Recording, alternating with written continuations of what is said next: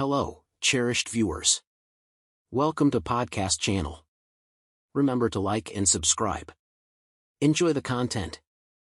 As Linda and I sat together in the airport lounge, her gaze was as devoted as ever, like I was the most important person in her world. Her eyes glistened, and her smile had that gentle curve that always melted my heart. After 2 decades of marriage, it was comforting to know I could still bring that smile to her face. I slipped my hand into my pocket, feeling the small velvet box, and smiled to myself. She had no idea what awaited her. We'd shared so many experiences, 3 wonderful children, countless sleepless nights, and the typical challenges of married life, but the spark between us remained. It was this connection that made all the hardships worthwhile. I had planned this getaway for months, a romantic Mediterranean cruise for just the 2 of us, a break from the daily grind. It was meant to celebrate everything we had built together, and the timing was perfect. With the kids at their grandmother's for the week, Linda and I were free to simply enjoy each other's company. No interruptions, no obligations, just us. She was unaware that I had spent a fortune on the cruise and an even greater amount on a diamond necklace I intended to present to her during the voyage. I pictured her reaction when she opened the box, the tears of happiness, and the intimate night we'd share afterward. That was on my mind as I held her hand, waiting for our flight. I loved Linda more than anything. She was my support, the mother of my children, and the one who had been by my side through everything. We'd had our share of disagreements and challenges, but who hasn't? At the end of the day, she was the person I wanted to grow old with, the one I hoped to be with when we were both old and gray. The boarding announcement came through the speakers, pulling me from my reverie. Linda squeezed my hand and gave me that familiar smile. "Ready for an adventure?" she asked, her voice brimming with excitement. "Always," I responded, leaning in to give her a soft kiss. "Let's make some memories." We gathered our bags and headed to the gate, hand in hand. As we boarded the plane, I couldn't help but feel like the luckiest man alive. Everything was perfect, or so I thought. The plane lifted off smoothly, and I settled into my seat, feeling a deep sense of contentment. Linda was already flipping through the in-flight magazine, her fingers brushing over the glossy pages with an absent-minded grace. I watched her out of the corner of my eye, admiring the way her hair fell over her shoulders, the soft curve of her neck. I'd always been proud to have her by my side. She was beautiful inside and out. We had met in college, both young and full of dreams. She was studying nursing, and I was deep into engineering. Our paths crossed at a campus party, one of those wild nights where nothing seemed to make sense, and yet everything felt right. I remember seeing her across the room, laughing with her friends, and thinking she was the most beautiful woman I'd ever seen. I don't know where I found the courage, but I walked up to her, introduced myself, and the rest, as they say, was history. Linda had this way of making you feel like you were the only person in the room, like your words mattered more than anything else. It was that quality that drew me to her, that and her kindness. She had this big heart, always looking out for others, always ready to lend a helping hand. It wasn't long before I fell head over heels in love with her. Our relationship had been a whirlwind from the start. We dated for just over a year before I proposed, and she said yes without hesitation. I remember that day like it was yesterday, the way she cried when I got down on one knee, the way she laughed through her tears as she slipped the ring onto her finger. It was one of the happiest days of my life. We got married in a small ceremony surrounded by family and close friends. It wasn't fancy, but it was perfect. Linda wore a simple white dress, and I was in a rented tuxedo that didn't quite fit, but none of that mattered. What mattered was that we were starting our lives together, and I couldn't have been more excited. The early years of our marriage were full of challenges. Like most young couples, we struggled with money, balancing work, and our personal lives, but we always had each other. Linda worked as a nurse while I took on various engineering jobs, trying to make ends meet. We had our first child, Bobby, a couple of years later, and that was when things really changed. Parenthood was tough, anyone who has been through it can tell you that, but it was also the most rewarding experience of my life. Linda took to motherhood naturally, her caring nature making her the perfect mom. We had 2 more kids after Bobby, Jessica and Sammy, and they completed our family in a way I hadn't known was possible. My life revolved around them, and everything I did was for them. As I stare out the window at the clouds below, I couldn't help but think about how far we'd come. Linda and I had been through so much together, and yet here we were, still strong, still in love. The thought of surprising her with the necklace made my heart swell. It was a symbol of everything we'd built together, everything we'd overcome. Linda turned to me, breaking my reverie. "What are you thinking about?" she asked, her voice soft and curious. I smiled and shook my head. "Just us. Our life together." She smiled back, a knowing look in her eyes. "We've had a good life, haven't we?" "The best," I agreed, leaning over to kiss her cheek. She blushed, that same shy smile that had drawn me to her all those years ago. "I can't wait for this cruise. It's going to be amazing." "I know it will," I said, squeezing her hand. "Just the 2 of us, like it used to be." She nodded, but there was a flicker of something in her eyes, something I couldn't quite place. I brushed it off, attributing it to the stress of leaving the kids behind, but deep down, I wondered if there was more to it. The rest of the flight was uneventful. We talked, laughed, and reminisced about the early days of our relationship. I couldn't shake the feeling that something was off, but I pushed it aside, focusing on the trip ahead. After all, this was supposed to be a celebration of our love, a chance to reconnect and rekindle the romance that had brought us together in the first place. When we landed, the sun was setting, casting a warm golden glow over the city. We collected our bags and headed to the terminal, ready to start our adventure. As we walked through the airport, I felt a surge of excitement. This was it, the start of something wonderful. But as we made our way to the baggage claim, I noticed a man standing near the exit, his eyes fixed on us. He was tall and muscular, with a look of determination on his face. At first, I thought nothing of it, just another traveler waiting for someone.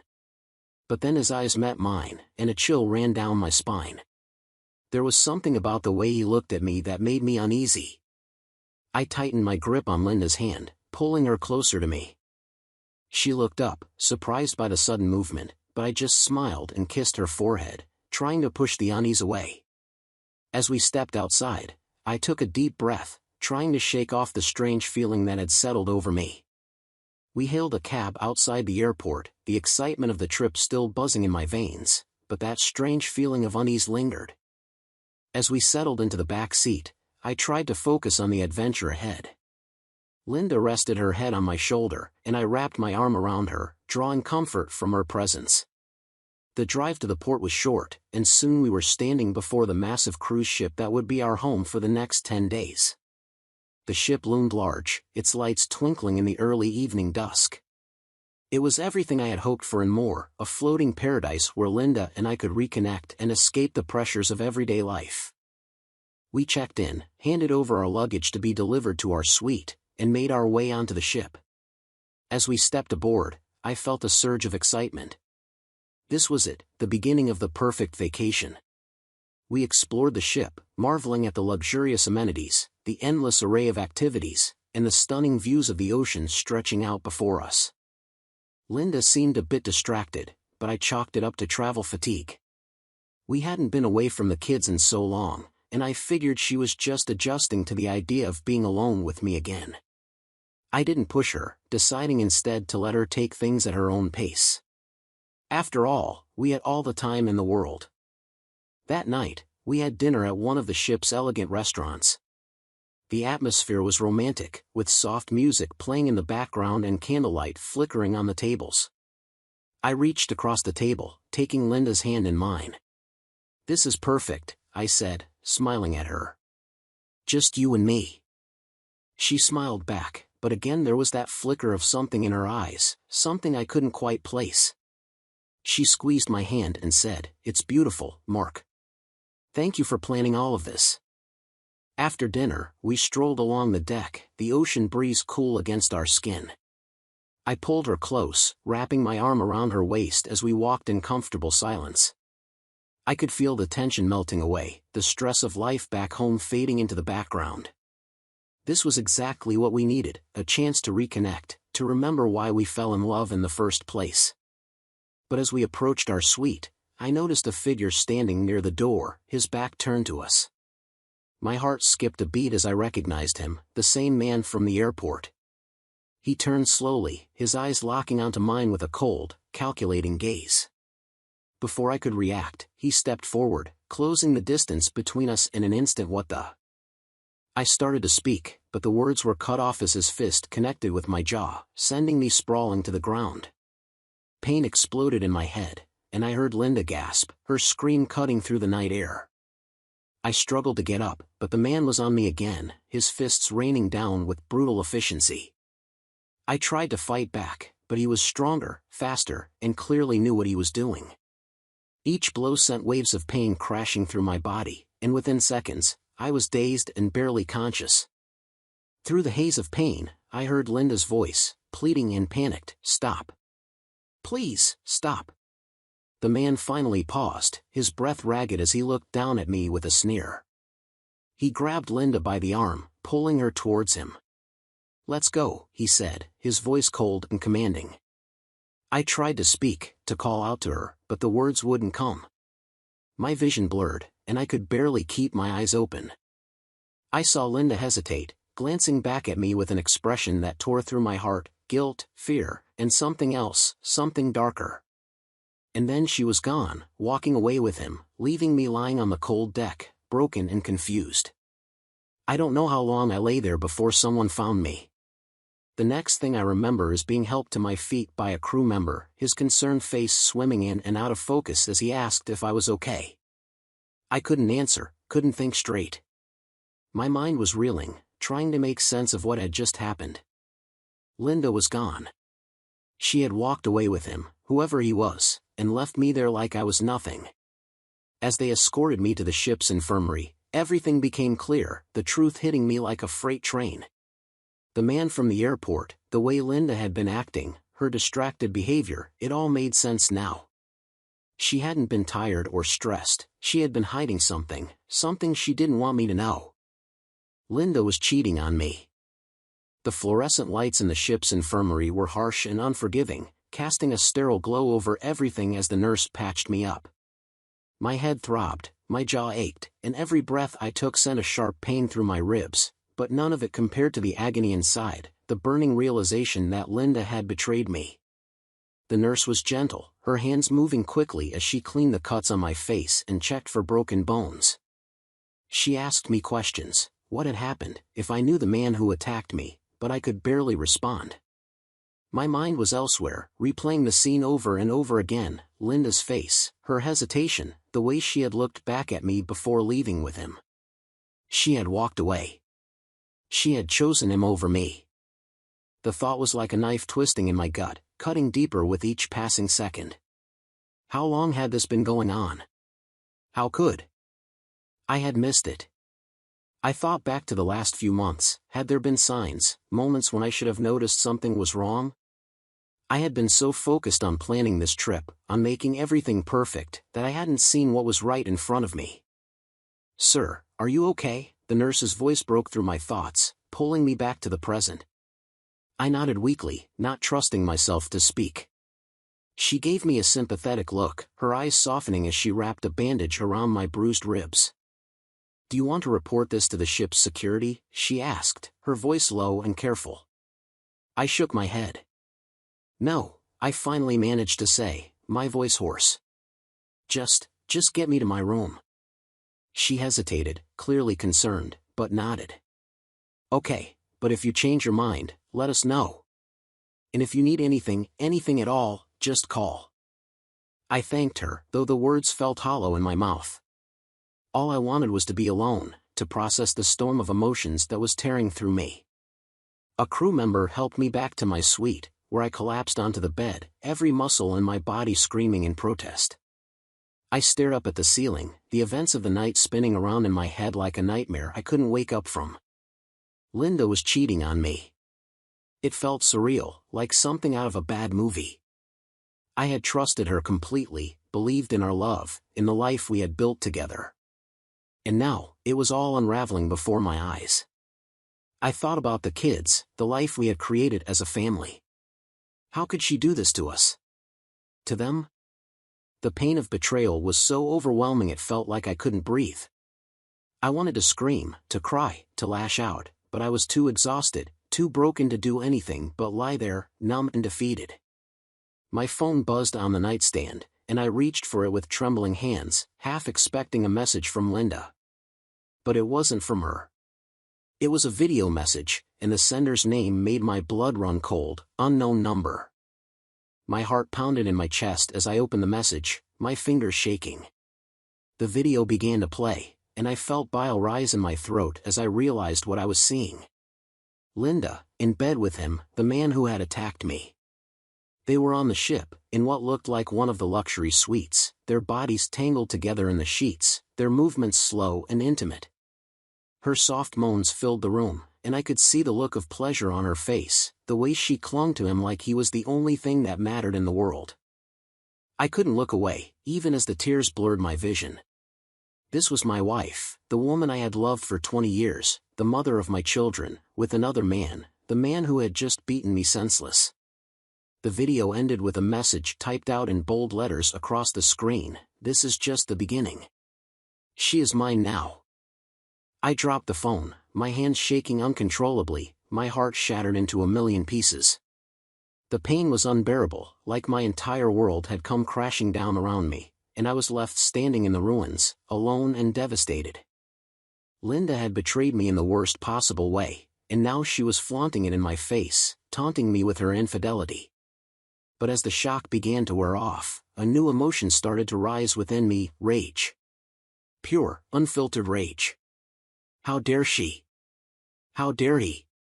They thought they could humiliate me, destroy everything I had worked so hard to build, and get away with it? No. I wasn't going to let them.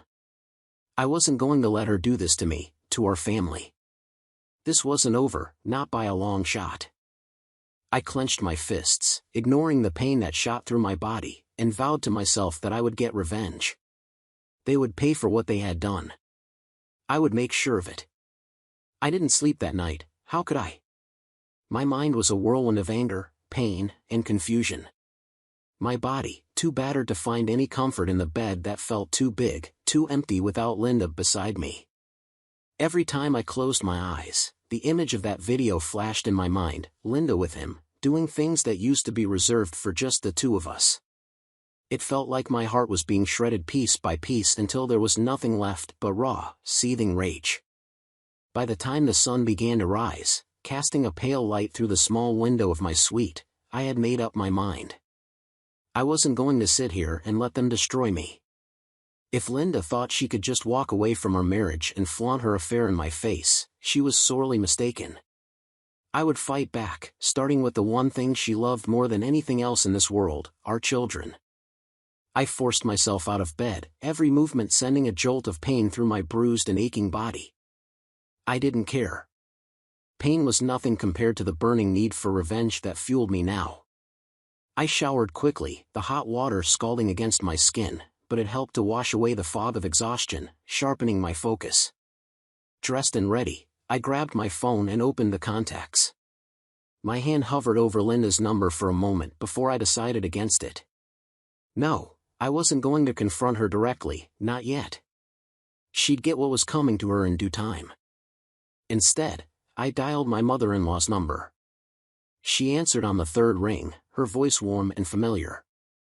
"Mark, how is the trip going? Are you and Linda having fun?" I could hear the genuine excitement in her voice, and for a brief moment, guilt twisted in my gut.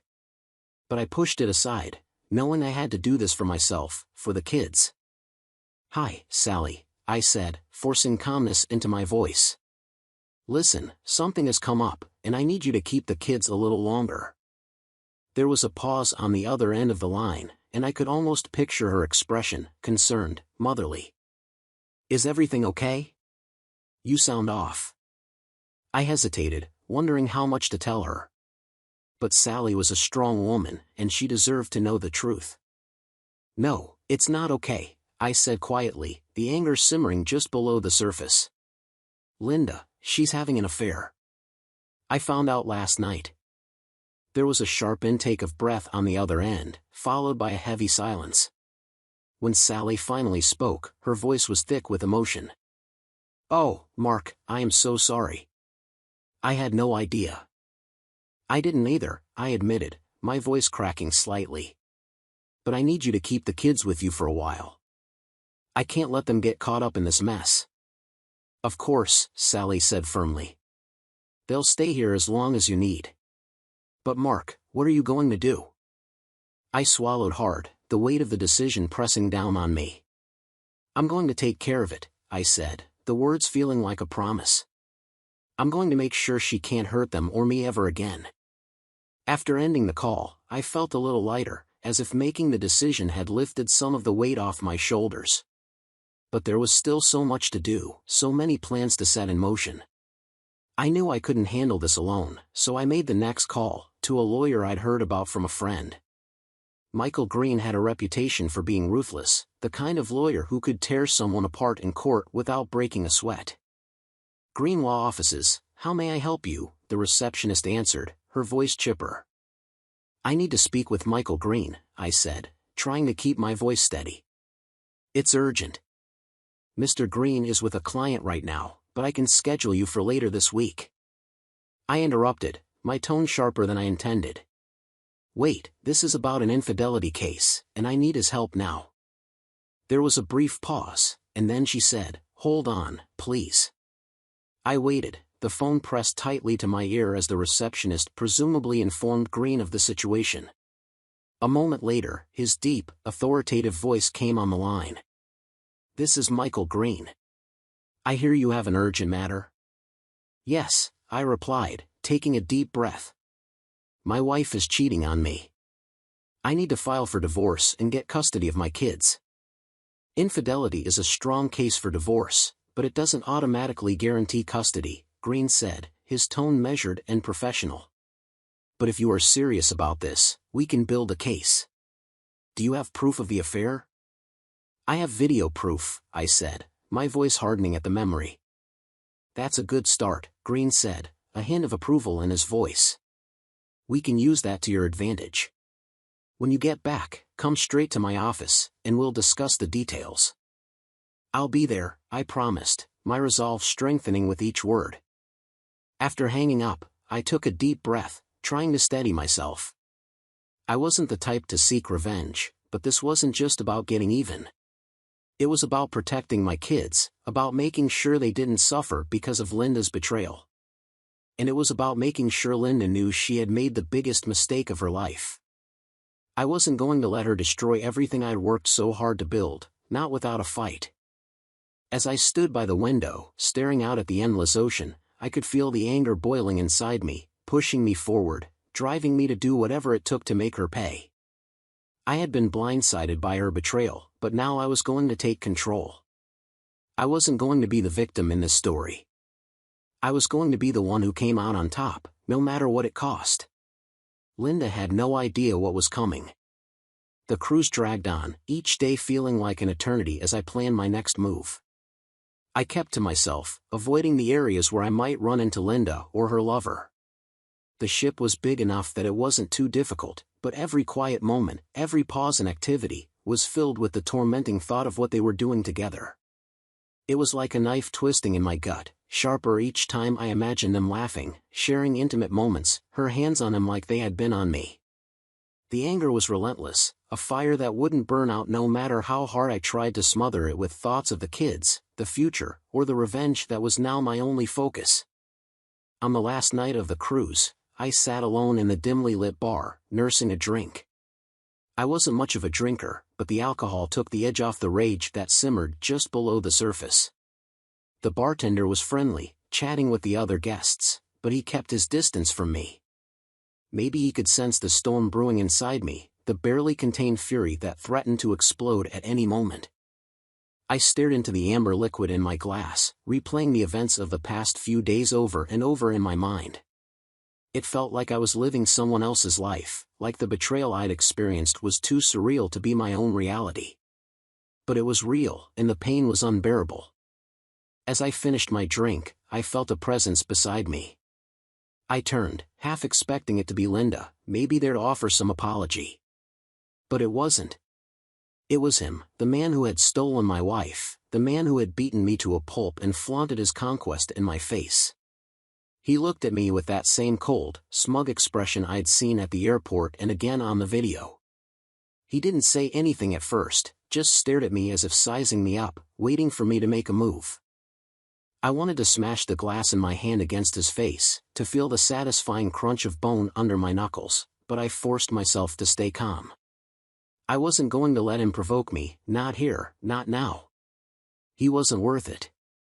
"What do you want?" I asked, my voice flat, emotionless. He smirked, his eyes narrowing. "Just wanted to see how you were holding up. Can't imagine it has been easy, watching your wife enjoy herself with another man."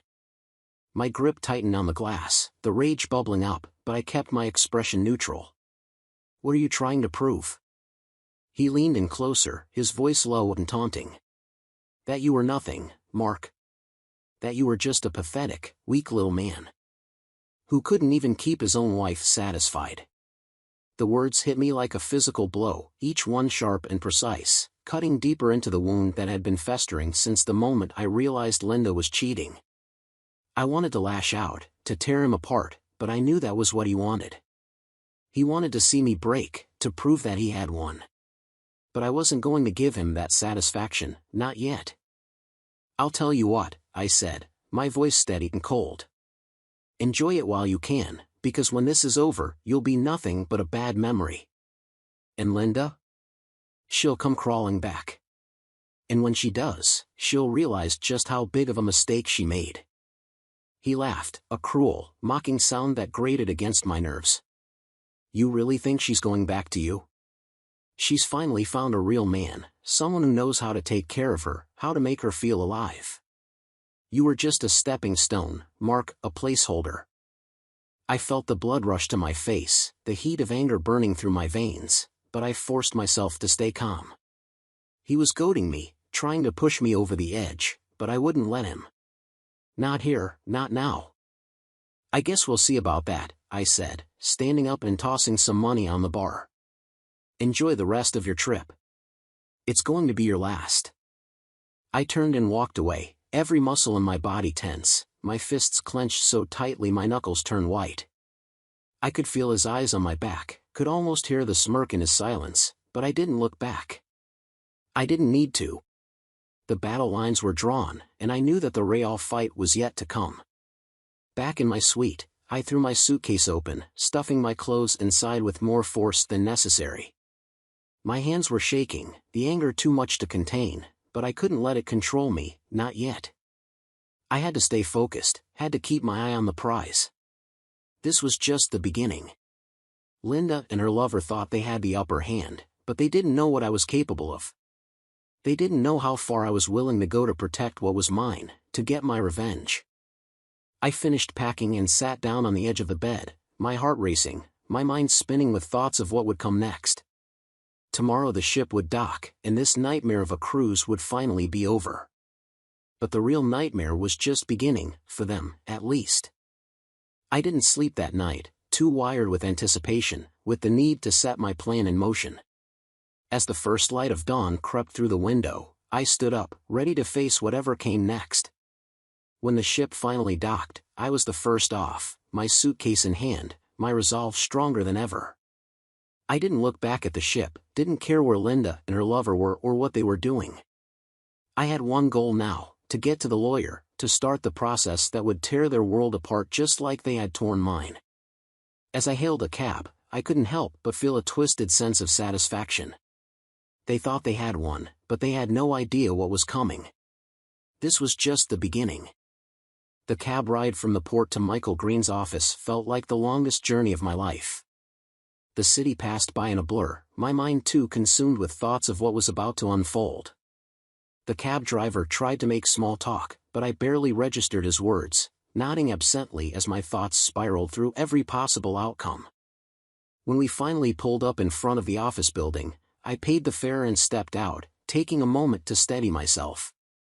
The building was a nondescript gray stone structure. Nothing about it stood out, nothing that hinted at the battles fought within its walls. But I knew that once I walked through those doors, my life would never be the same. I took a deep breath, squared my shoulders, and walked inside. The receptionist was a polished, efficient-looking woman who greeted me with a professional smile. "Mr. Johnson, I presume?" she asked, already reaching for the phone. "Yes," I replied, my voice surprisingly steady given the turmoil churning inside me. "Mr. Green is expecting you. Please have a seat, and he'll be with you shortly." I nodded and sat down in one of the leather chairs, my mind racing. It wasn't long before Michael Green appeared in the doorway, a tall, imposing figure in a tailored suit that screamed power and authority. His presence alone was enough to reassure me that I was in the right place. "Mr. Johnson," he said, extending a hand. "Let's get to work." I followed him into his office, a spacious, minimalist room dominated by a large mahogany desk. The walls were lined with shelves filled with legal books, and the only decoration was a framed diploma from Harvard Law School. Green gestured for me to sit, and I did, feeling a mix of anxiety and determination. He took his seat behind the desk and fixed me with a piercing gaze.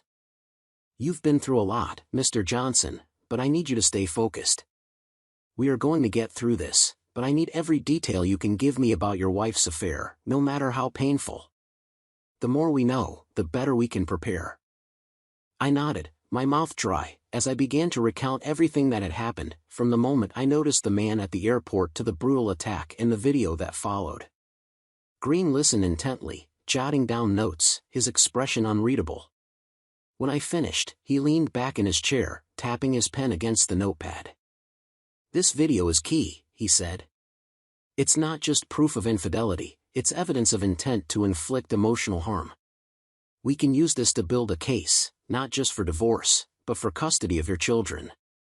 The mention of the kids brought a fresh wave of anger and sadness, but I pushed it down, focusing on what mattered. "I want full custody," I said, my voice firm. "I don't want her anywhere near them." Green nodded. "Given the circumstances, I think we can make a strong case for that. The courts don't look kindly on a parent who abandons their children for an affair, especially one so brazen. We'll argue that she's unfit to care for them, that her actions show a lack of judgment and a disregard for their well-being." He paused, flipping through his notes before continuing. "But we need to move quickly. The longer she has to establish herself as a stable parent, the harder it will be to argue otherwise. I'll file the paperwork for the divorce today, and will request an emergency hearing for temporary custody." I nodded, the gravity of the situation settling in. This was it, the first strike in what would undoubtedly be a long and painful battle. But I was ready for it. I had to be. "There's one more thing," I said, reaching into my pocket and pulling out the small velvet box I had intended to give Linda on the cruise. I was going to surprise her with this before everything happened. Green opened the box and examined the diamond necklace inside. "A very generous gift," he remarked, then closed the box and handed it back to me. "It's up to you what you want to do with it, but I'd suggest holding on to it for now. It might be useful down the line, depending on how things play out." I slipped the box back into my pocket, a bitter taste in my mouth. That necklace had once symbolized the love I thought we shared, the future I thought we had. Now, it was nothing more than a painful reminder of how wrong I had been. Green stood up, signaling the end of our meeting. "I'll get started on the paperwork right away. You'll be served within a few days. In the meantime, I suggest you gather any other evidence you can, bank statements, emails, anything that might support your case." I stood as well, shaking his hand. "Thank you," I said, meaning it. Green was the ally I needed, the weapon I would wield to bring Linda down. As I left his office and stepped back out onto the bustling city street, I felt a strange sense of calm wash over me. The first move had been made, the game had begun, and there was no turning back now. Back at the hotel, I collapsed onto the bed, exhaustion finally catching up with me. The last few days had been a nightmare, and I knew the road ahead would be long and difficult. But I was ready to fight. I had to be, if not for myself, then for my kids. I stared up at the ceiling, the events of the day playing out in my mind. There was still so much to do, so much to plan, but for now, I allowed myself a moment of rest, knowing that the battle was just beginning. This time, I wouldn't be caught off guard. The days following my meeting with Michael Green were a blur of paperwork, phone calls, and sleepless nights. I kept my emotions in check, focusing solely on the task at hand, dismantling the life Linda had built with her lover and securing a future for my children. Each document I signed, each piece of evidence I gathered, was another step closer to reclaiming control. But beneath that cold, calculated exterior, the rage and hurt festered, driving me forward with a single-minded purpose. When the divorce papers were finally ready, Green wasted no time serving them to Linda. I imagined the shock on her face when she realized what was happening, how the fantasy she'd been living was about to come crashing down. I didn't relish the thought of her pain, but I couldn't deny the satisfaction that came with knowing she wouldn't get away with what she'd done. True to form, Linda tried to contact me as soon as she was served. I ignored her calls, letting them go straight to voicemail. Her texts started out frantic, then turned angry, and finally desperate. I didn't respond to any of them. There was nothing left to say, the time for talking was over. Now it was about action. Green had advised me to stay calm, to let him handle the legal side of things, but I couldn't sit back and do nothing. I needed to see her, to look her in the eye, and make her understand that this wasn't a game she could win. I wanted her to feel the full weight of the consequences of her betrayal. So I waited until I knew she'd be home alone. The kids were still with Sally, and Linda's lover had likely scurried back to wherever he came from once the papers hit. It was the perfect time to confront her, to lay everything out and watch her squirm. The drive to our house was surreal. It had been our home for so many years, the place where we'd raised our children, shared our dreams, and built our lives together. Now, it felt like a battlefield, a place where the final showdown would take place. I pulled into the driveway, and a flood of memories washed over me, Bobby learning to ride his bike in the cul-de-sac, Jessica planting flowers in the garden with Linda, Sammy's laughter echoing through the halls. Those memories were tainted now, stained by the knowledge of what Linda had done. I took a deep breath, steeling myself, and got out of the car. The house loomed before me, a familiar silhouette against the darkening sky. I walked up to the front door, my heart pounding, and rang the bell. It took a moment, but I heard her footsteps approaching. The door opened, and there she was, my wife, the woman I had loved more than anything in this world, now standing before me like a stranger. Her face was pale, her eyes wide with fear and uncertainty. "Mark," she breathed, her voice trembling. "What are you doing here?" I didn't answer right away, letting the silence stretch between us. I wanted her to feel the tension, the weight of what was coming. Finally, I stepped forward, pushing the door open wider. "We need to talk." She stepped back, allowing me to enter. I walked past her into the living room, the place where we had spent countless nights together laughing, talking, making plans for the future. It felt cold and empty now, devoid of the warmth it once held. Linda closed the door and followed me, her movements hesitant. "Mark, I'm so sorry," she began, her voice breaking. "I never meant for any of this to happen." I turned to face her, my expression hard. "But it did happen, Linda. You made a choice to betray me, to destroy our family. And now you're going to face the consequences." Tears welled up in her eyes, but I didn't soften. I couldn't.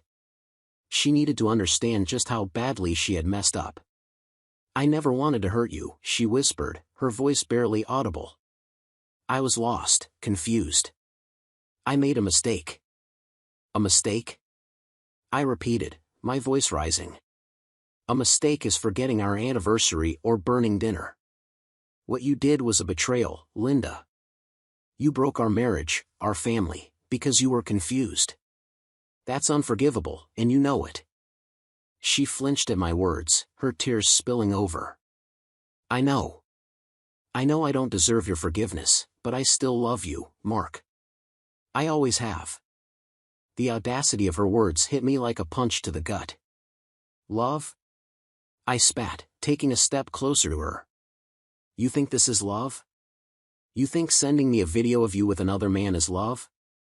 You destroyed everything we had, and now you want to talk about love? She sobbed, covering her face with her hands. Please, Mark, I'm sorry. I was stupid. I was wrong. I'll do anything to make it right. Please, just don't take the kids from me. There it was, the real reason for her tears, her desperation. She knew what was at stake. She knew she was about to lose everything, and now she was begging for mercy. But I had none to give. The kids, I said, my voice cold as ice. You don't get to keep them, Linda. You forfeited that right the moment you decided to walk away from them. You think you can just come back now, after everything you've done, and pretend to be the mother they need? No. She shook her head, her eyes wide with panic. Please, Mark, they're all I have left. Don't take them from me. I'll do anything, I said, my gaze narrowing. What could you possibly offer me now, Linda? What could you say or do that would change what you've done? She didn't answer, just stood there trembling, her face streaked with tears. I could see the fear in her eyes, the realization that there was no way out of this. She had lost and was now facing the consequences of her actions. I took a deep breath, forcing myself to stay calm. It's over, Linda. The divorce papers are filed, and I am taking full custody of the kids. You can fight it, but you won't win, not after everything you've done. Her knees buckled, and she sank to the floor, sobbing uncontrollably. It was a pitiful sight, one that might have moved me if I hadn't been so numb to her by now. I'm leaving, I said, turning toward the door. I'll be staying at a hotel until the court date. You can keep the house, the furniture, whatever you want. It doesn't matter to me anymore. She didn't respond, just curled into a ball on the floor, her sobs filling the empty room. I walked to the door, pausing for a moment to look back at her. This was the woman I had once loved more than life itself, the mother of my children, now reduced to a broken, sobbing mess. Part of me wanted to feel pity, to reach out and comfort her, but the larger part of me knew that this was the path she had chosen. Without another word, I stepped outside, closing the door behind me. The cool night air hit me like a slap, but I welcomed it. I needed to clear my head and focus on what was next. As I got into my car and drove away, I felt a strange sense of release. The confrontation hadn't been easy, but it had been necessary. Linda had to face the reality of what she had done, and now she would have to live with the consequences. But I wasn't done yet. The battle was far from over. The custody hearing loomed on the horizon, and I knew that would be the true test of everything I had fought for. I couldn't afford to let my guard down, not for a second. This was just the beginning of the end for Linda, and I was going to make sure she felt every painful step of the way. The days leading up to the custody hearing were a blur of preparation and tension. Michael Green was relentless, methodically piecing together a case that would make it impossible for Linda to claim any right to the kids. We worked late into the night, going over every detail and every piece of evidence that would paint her as an unfit mother, the video of her and her lover, the testimony of the ship's crew, and even the financial records that showed her reckless spending. They all formed a damning picture. I spent every free moment with the kids, trying to shield them from the storm that was about to hit. They were too young to understand the full scope of what was happening, but they could sense the tension.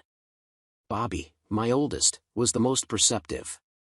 He knew something was wrong but didn't ask many questions. Jessica was quieter than usual, clinging to me more than she ever had before, and Sammy, my youngest, just wanted everything to go back to the way it was. I hated that they had to go through this.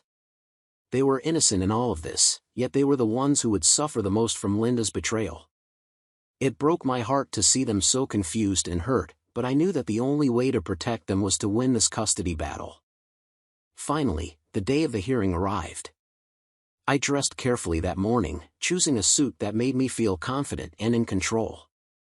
This wasn't just a legal battle, it was a fight for my children's future, and I had to be at my best. I kissed the kids goodbye, reassuring them that everything would be okay, even though I wasn't entirely sure of that myself. When I arrived at the courthouse, Green was already there, waiting with a stack of files and a determined look on his face. "Ready?" he asked, his voice calm but firm. I nodded, my nerves tightly wound. "As ready as I'll ever be." We walked into the courtroom together, and I was immediately struck by how cold and impersonal it felt. The walls were a dull gray, the benches hard and uncomfortable.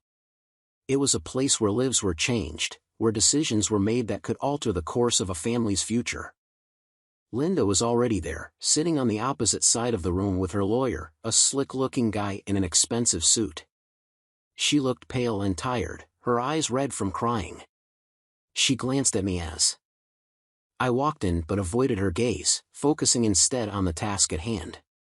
The judge, a stern-looking woman in her 50s, entered the courtroom, and everyone stood as she took her seat. The tension in the room became almost palpable. This was it, the moment that would decide everything. The hearing began with opening statements. Green was concise and to the point, laying out the case for why I should be granted full custody. He presented the evidence with precision, detailing how Linda's actions had endangered the well-being of our children and how her affair had shown a complete disregard for her responsibilities as a mother. Linda's lawyer, on the other hand, tried to downplay the affair, arguing that it didn't affect her ability to be a good mother. He painted a picture of a woman who had made a mistake but was still devoted to her children. It was a weak argument, and I could see the cracks in his case from the start. Then came the witnesses. Green had called in the ship's crew members who had seen Linda with her lover, as well as friends and neighbors who testified about her behavior over the past few months. Each testimony chipped away at the image Linda's lawyer was trying to create, revealing the truth of what had really happened. When it was Linda's turn to testify, I could see the fear in her eyes. She looked at me as if silently pleading for mercy, but I remained stoic. This wasn't the time for sympathy, this was about the kids. She took the stand, her voice shaking as she tried to explain herself. She admitted to the affair, to the mistake she had made, but she begged the judge to let her keep custody of the children.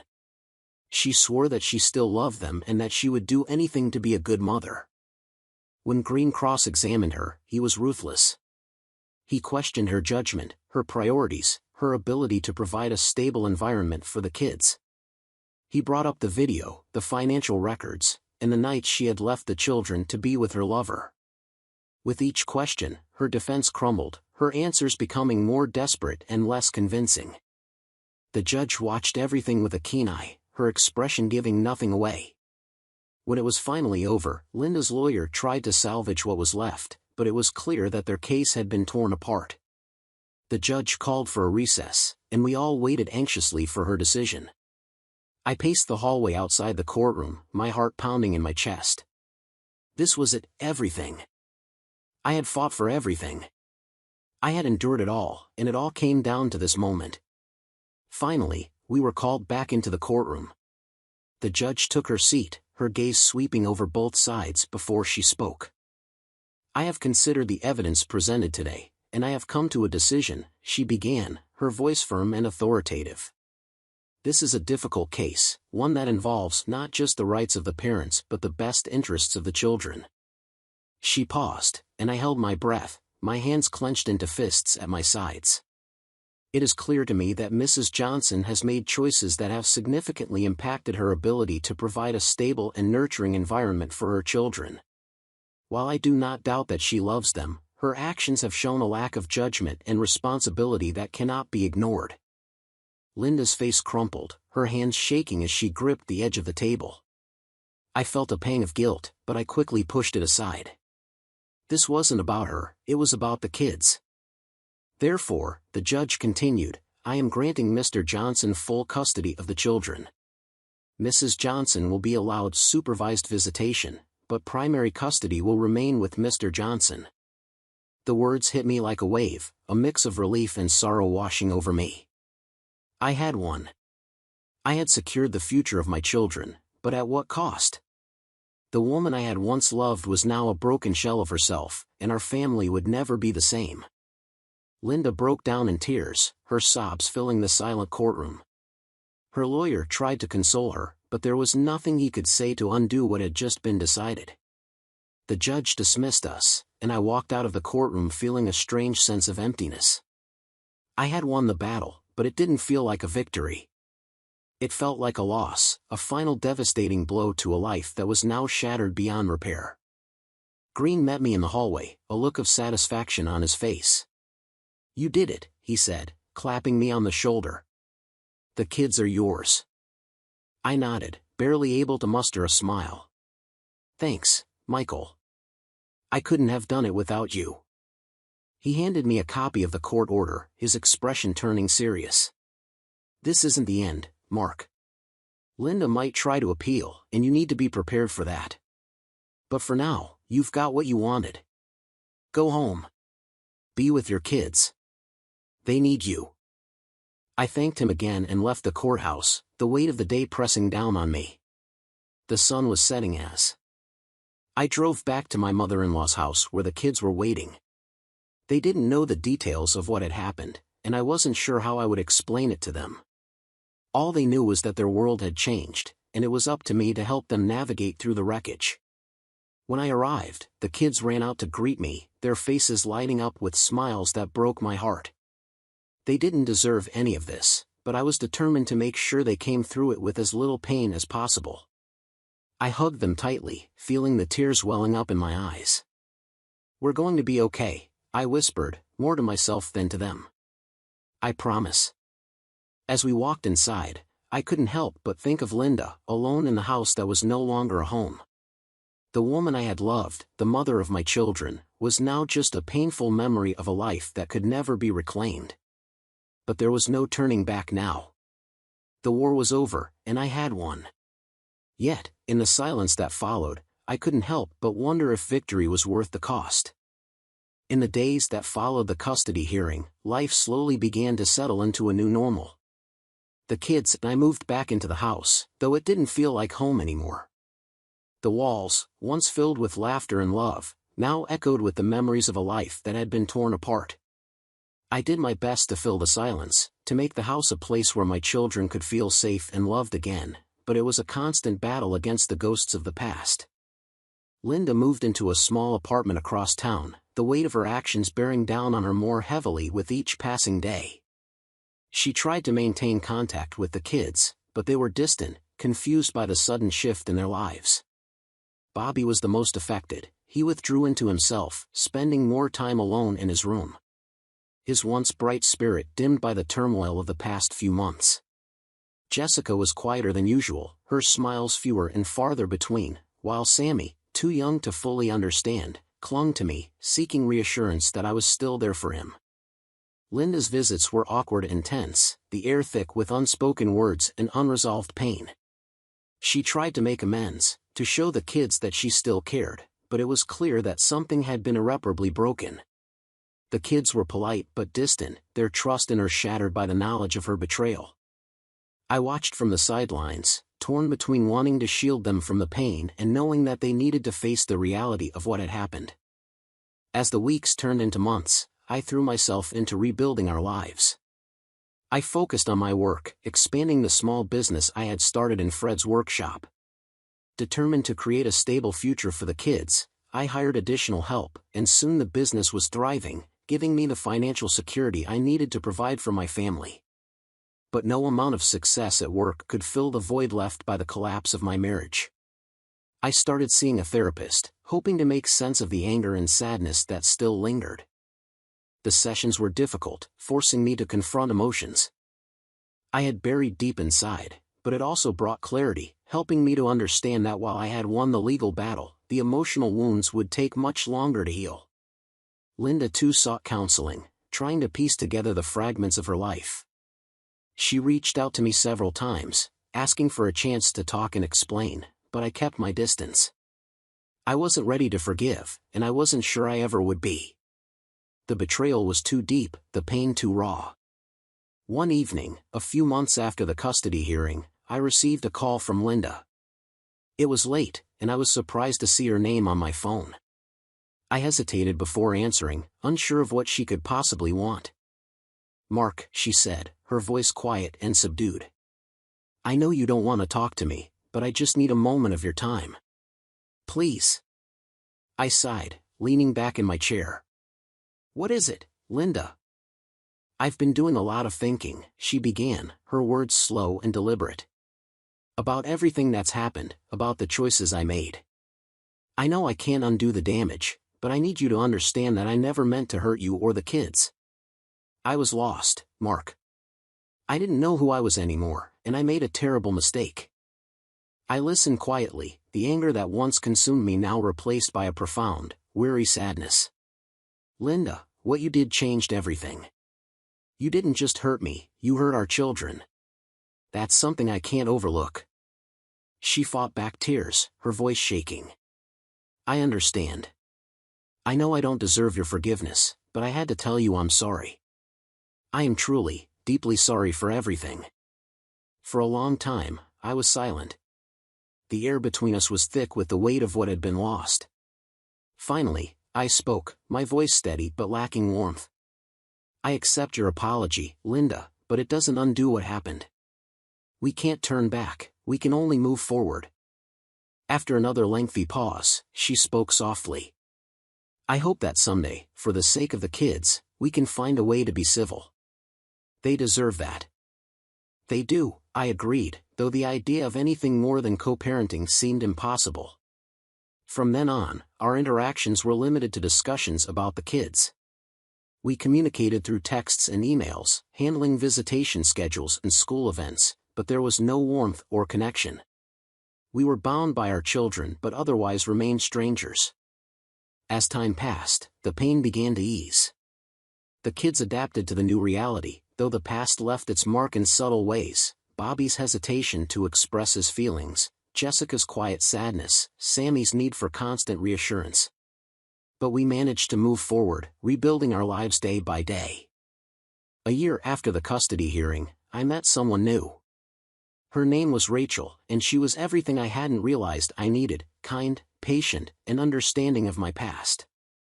We took things slowly, cautious not to rush.